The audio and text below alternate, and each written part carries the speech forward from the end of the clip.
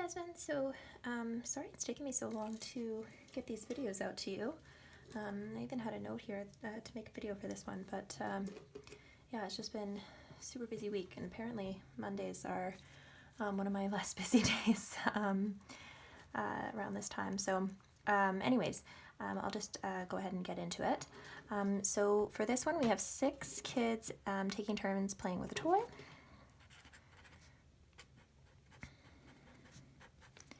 So those are the 6 kids. T plays before R, or T plays after V, but not both. So the thing that we can't have is both, which is V before T and T before R, so that's not allowed. So here, in order to make sure that doesn't happen, so we don't have V before T, we're going to have V after T, because they can't be at the same time, right? So there are only 2 options, either V is before T or V is after T. And so if V can't be before T, it has to be after.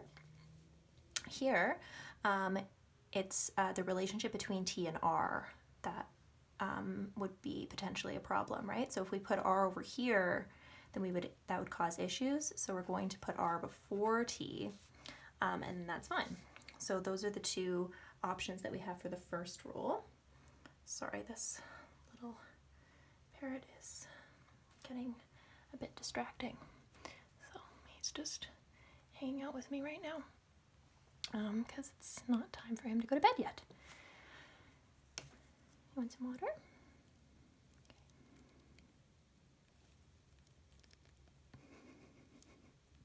Okay. Sorry, this is a strange interruption.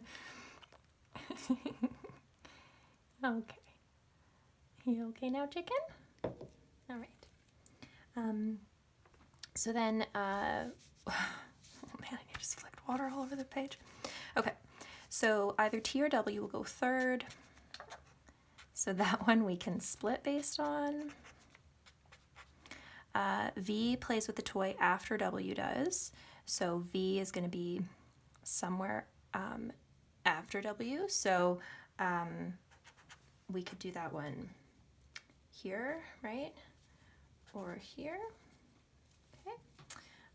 And yeah, we're not going to know much more than that, but I think that actually is kind of interesting, because if V is always after W, then this is going to cause problems, right? Because W, V, and R can't all be before T in this scenario. So in this scenario, T is definitely before R and V, because we can't have W, V, and R before T if T is third.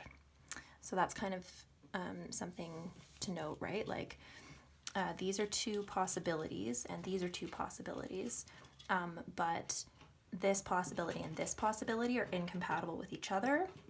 So if we're going to choose this one, then we have to go with this scenario over here.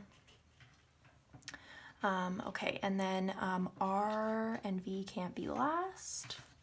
So R isn't last, V isn't last ever.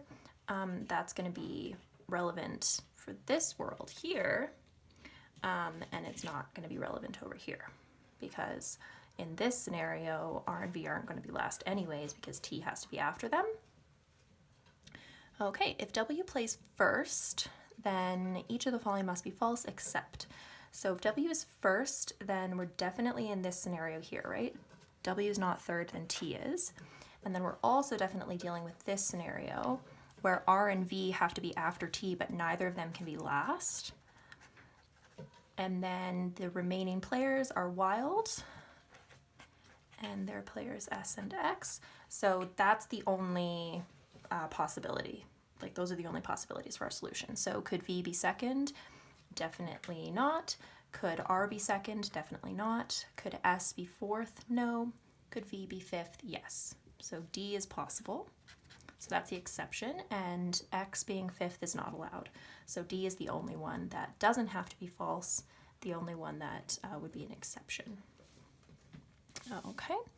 And then the next question is just which one of the following must be false. So that's just based on the original rules. So Could S be first? I mean, I don't automatically see any reason why not. I can create a scenario where S is first here. Put S first, then W has to be before V, R, T, and X could be here. So that's possible. So because that's possible, I know that A doesn't have to be false. B, T plays second. Okay, so then I have to have T, then W. Okay, which is fine. There's like nothing wrong with that.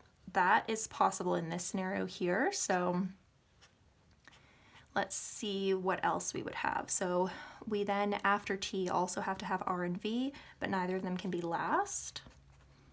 Okay, so that's possible. And then here we just have S, X, X, S. And here we can see there's another solution where S could be first, right? So I just created one of the possibilities where S is first. I didn't create all of them, right? So one possibility on its own is enough for me to eliminate answer A, because there's at least one possibility where S plays first, therefore it doesn't have to be false. But that's not like the only option where S plays first. T playing second, we can see there are lots of arrangements where that's possible. So B, we can eliminate, that is possible. And then W fourth. So if W is fourth, that would mean that T is third. This looks like it's going to cause problems. And the reason I say that is because I know that that's only going to work where T is before these guys, right? Because if T is before W, then we're dealing with this scenario. But then R and V are the only ones that can go in these two spots because they have to be after T, so they can't be in first or second. But R and V, neither of them can be last.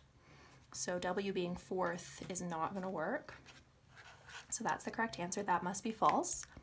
And then I'll show the options for S playing fifth and for T playing last. So we actually already have an example where T is last. So we know that that's possible, so we can eliminate E. But let's see what happens if S is fifth. Okay, so S is fifth. Either W or T is going to be here. If it's W, then we have to have T before W.